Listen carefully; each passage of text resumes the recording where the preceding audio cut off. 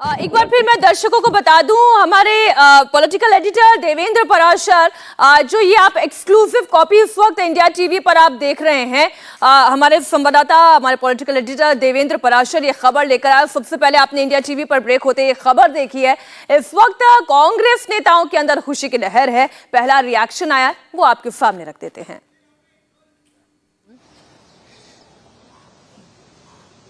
सदन के अध्यक्ष के रूप में लोकसभा के स्पीकर साहब की निष्पक्षता पर सवाल है। तो संयोग से दो मसले हैं। एक, आगरा के भाजपा के सांसद को भी 2 साल की सजा हुई है। उनकी सदस्यता समाप्त होती है कि नहीं होती है, उनका बंगला खाली कराया जाता कि नहीं कराया जाता है, और दूसरी तरफ जो पूर्व उदाहरण भी है कि किसी भी संसद सदस्य के सजा पर अगर अदालत रोक लगा देती है तो उसकी सदस्यता अपने आप रिस्टोर हो जाती है।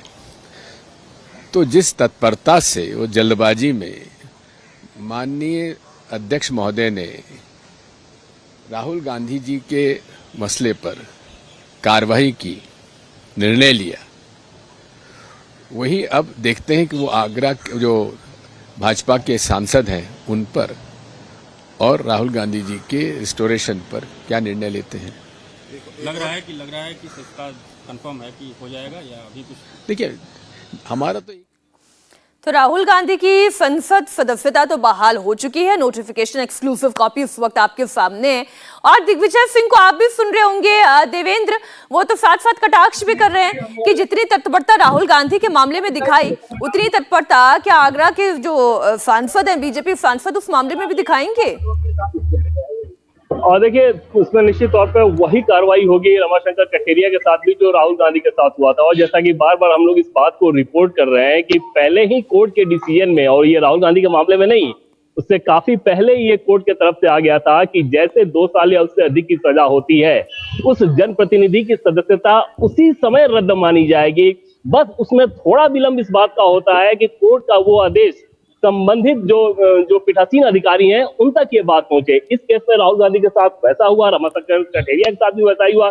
दूसरी चीज की जो आवास खाली कराने को लेकर है, वो आवास खाली कराना भी एक नियम के तहत ही होता है। और नरेंद्र मोदी सरकार ने यहाँ आने के बाद इस रूल को कर दिया था कि कोई भी सदस्य अगर उस जिस आवास में वो रह रहा है उसका अधिकारी नहीं है तो वो आवास उसे अगले 1 महीने के भीतर खाली करना होगा। उसके अलावा उसमें पेनाल्टी का भी उसके बाद का प्रोविजन कर दिया गया। उसमें हमने देखा कि बहुत सारे केंद्रीय मंत्री जैसे वो मंत्री पद से हटे, उसके बाद उन्हें अपना आवास खाली करना पड़ा था, भले ही वो बीजेपी के ना रहे हो।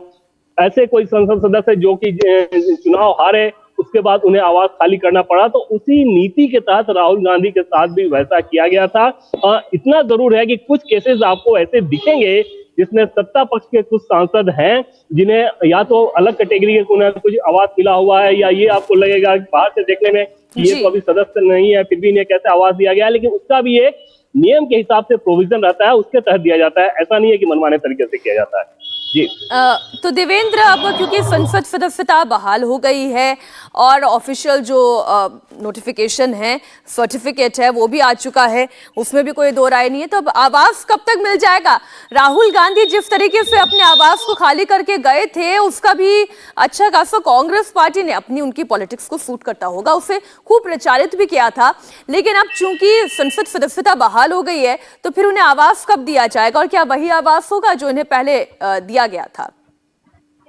नहीं, जो आवास पहले दिया गया था वो तो अब नहीं होगा शायद, क्योंकि वो किसी और को अलॉट किया जा चुका है और इसमें ऐसा कोई नियम भी नहीं रहता कि आपको वही आवास दिया जाए। लेकिन जिस कैटेगरी के उनके सुरक्षा मानकों के हिसाब से जिस आवास के वो हकदार हैं, जैसे वो एप्लीकेशन देंगे, जो आवास समिति है, लोकसभा की आवास समिति, उसको सूचित करेंगे, उसके बाद उन्हें तुरंत उनको विकल्प दिया जाएगा कि जो आवास खाली होंगे उनका विकल्प दिया जाएगा, और जिस आवास को राहुल गांधी फाइनल करेंगे उस आवास को उन्हें आवंटित कर दिया जाएगा। अगले 1 महीने के भीतर वो आवास उन्हें ऑलरेडी आवंटित कर दिया जाएगा। और ये पूरी की जो पूरी प्रक्रिया होती है ना, वो एकदम पारदर्शी तरीके से की जाती है। यहाँ तक कि वेबसाइट पे भी जो आवास खाली है उनके ऑप्शन रहते हैं, उसके हिसाब से आप जिसके हकदार हैं उसका चयन करके बस सूचित करना होता है आवास समिति को, और उसके बाद वो आवास मिल जाता है। बिल्कुल देवेंद्र, आप बने रहिए हमारे साथ। इस वक्त की बड़ी खबर एक बार फिर दर्शकों को बता दें, आज संसद से अधिसूचना जारी कर दी गई है और राहुल गांधी की संसद सदस्यता बहाल हो गई है।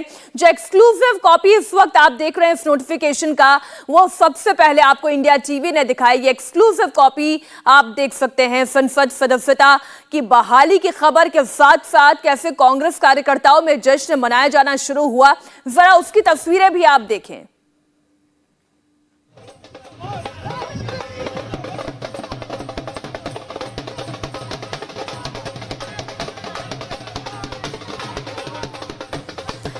अब देवेंद्र, यहां से राजनीति जरा थोड़ा समझाएं कि किस तरीके से कांग्रेस पार्टी पहले तो इस जीत को भुनाने वाली है, चूंकि हम तो देख ही रहे हैं शुक्रवार से लगातार इस बात को प्रोपोगेट भी किया जा रहा है, खुशी जाहिर भी की जा रही है, लेकिन ये इंडिया अलायंस के उन दलों के लिए कितनी अगर मैं बोलूं कंफर्टेबल या अनकंफर्टेबल सिचुएशन होगी, क्योंकि अब तक सबसे बड़ा चेहरा हर दल के जो सबसे सीनियर लीडर होंगे वो अपने आप को मान रहे थे, लेकिन अब इस इंडिया अलायंस की जो सबसे बड़ी और इंपॉर्टेंट पार्टी है वो कांग्रेस पार्टी है, जो सूत्रधार है राहुल गांधी लौट आए हैं।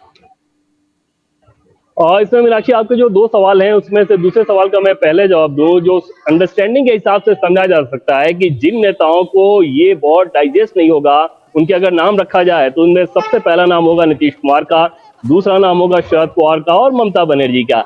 इन नेताओं को निश्चित तौर पे ये बहुत सूट नहीं कर सकता है अगर राहुल गांधी का कद बहुत ज्यादा बढ़े और बहुत बढ़ता हुआ नजर आए और प्रधानमंत्री नरेंद्र मोदी के विकल्प के तौर पर सीधे सीधे राहुल गांधी अगर नजर आए तो इन नेताओं को वो सूट नहीं करता। आप नीतीश कुमार के पॉलिटिक्स के हिसाब से समझिए कि अगर उन्हें किसी और को ही प्रधानमंत्री के तौर पर स्वीकार करना है, तब तो बीजेपी के साथ उनकी अच्छी वाली सरकार चल रही थी और ऐसे में नरेंद्र मोदी को क्यों नहीं स्वीकार करते।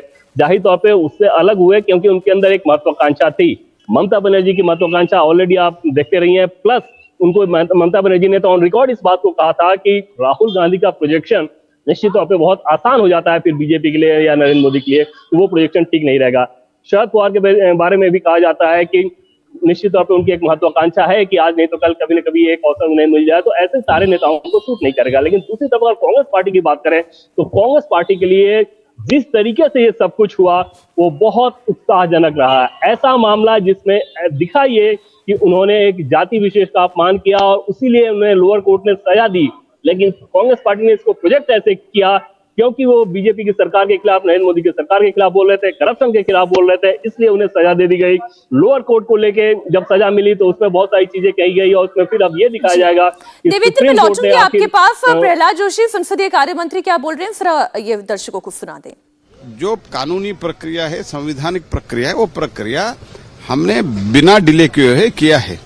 जानबूझकर देरी की गई है सर, उसी समय नहीं, क्या उसी समय क्या सुप्रीम कोर्ट डिसीजन आने के बाद ऑर्डर कॉपी पूछा था, ऑर्डर देने के बाद तुरंत कर दिया है। तुरंत की सदस्यता ली थी तो 24 घंटे के नहीं, वो तो उस दिन वर्किंग आवर्स था जी।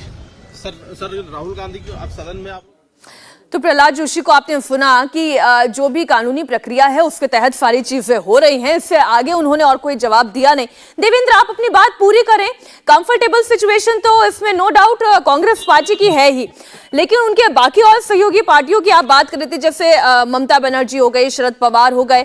अगर मैं गलत नहीं कह रही हूं कि एक समय ऐसा भी था जब शरद पवार भी राहुल गांधी की पॉलिटिक्स को लेकर या उनकी सिंसियरिटी को लेकर थोड़े डाउटफुल रहे हैं। बिल्कुल, न सिर्फ घटक दल बल्कि कांग्रेस पार्टी के भी कई सारे नेता ऐसे हैं जो कि दबिश जुबान में राहुल गांधी के नेतृत्व को लेके, उनके अप्रोच को लेके, उनके स्टैंड को लेके, उनके काम करने के तरीके को लेके बहुत ज्यादा सवाल खड़े करते रहे हैं। और कांग्रेस पार्टी का जो असंतोष था, जो कि गुलाम नबी आजाद के नेतृत्व में जो सब कुछ कर रहा था, वो इसी वजह से कर रहा था। ऐसा नहीं था कि कांग्रेस पार्टी की नीतियों से उनका मोह भंग हो गया था, बल्कि राहुल गांधी के लीडरशिप से उनका मोह भंग हो गया था। और राहुल गांधी ने तमाम ऐसी चीजों को किया जो कि कांग्रेस पार्टी के कई दूसरे नेता उसे उसी रूप में एक्सेप्ट नहीं कर पाए थे। अगर उदाहरण के तौर पर देखें तो पिछले लोकसभा चुनाव में राहुल गांधी ने जिस प्रकार से प्रधानमंत्री नरेंद्र मोदी चोर है राफेल को लेकर जो अभियान चलाया था, कांग्रेस पार्टी के कई नेताओं ने उस बात पे सहमति नहीं दी थी। उनका ये कहना था कि इंटीग्रिटी और ईमानदारी को लेकर प्रधानमंत्री नरेंद्र मोदी की अपनी जो छवि है वो इतनी ज्यादा मजबूत है कि वहां पर ये आरोप उन पर चस्पा नहीं हो सकता और ये बैकफायर कर सकता है। और सबने देखा कि बीजेपी ने किस तरह से हाँ मैं चौकीदार हूँ और चौकीदार चोर है जो राहुल गांधी ने कहा था, उसके खिलाफ मैं चौकीदार हूँ का एक अभियान चलाया, उसने रिजल्ट दिया। तो ऐसे में कांग्रेस पार्टी के उन नेताओं के अंदर भी राहुल गांधी के लीडरशिप को लेकर लगातार सवाल खड़े होते रहे हैं।